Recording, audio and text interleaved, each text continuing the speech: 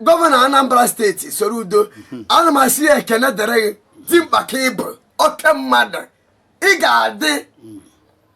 o nwere ihe o mere last time ọ machiri ndị dibịa ụmụ social media ọ na-abịa ese oke ite ese nke awụjọ na fon na ndị si na ha na-ebu ike ma ndị na-ebu ike ma ndị agụụ na-egbu ọgwụ ha ma ndị na-ebubeghị kamabara ọkụkọrọ ọgwụ efe onye ọpafụta ya mụọ mkpọ na ana ige gbam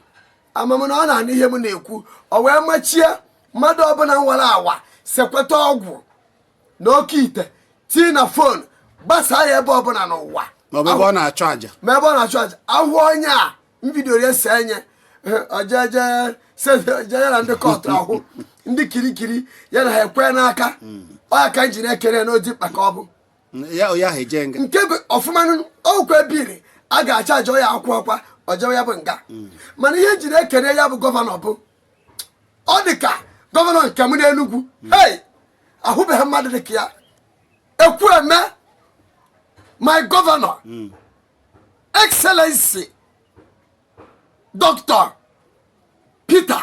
Mbah ị ga-adị ka echi na echi anaghị agwụ aka ọrụ niile anyị na-ahụ ya na-anata ya Soludo ite ekweri o mana mba gọvanọ mmadụ ama nke gọvanọ beme kakwu ya o ada ama mana Soludo na-agbanekwa ya bụ ihe o mere o jiri m ahụọ maka gịnị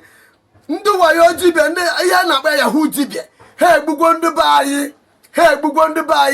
erigwo ndị be anyị gwogwo kịta eji machiche ụmụ ihe ndị a ọ bụrụ okwe na agaghị na-agwọ ọgwụ nọọ onye butekwa nke ese otie na fon ịgbape fon ị na-ekiri ọgwụ ma ọgwụ nke na-arụ ọrụ ma nke mebiri emebi ma nke adịghọzi ndị ma nke na-ewe ezi isi ewe na-agbasa wee na-eri ndị be anyị ya bụ ihe akwụshigo na Anambra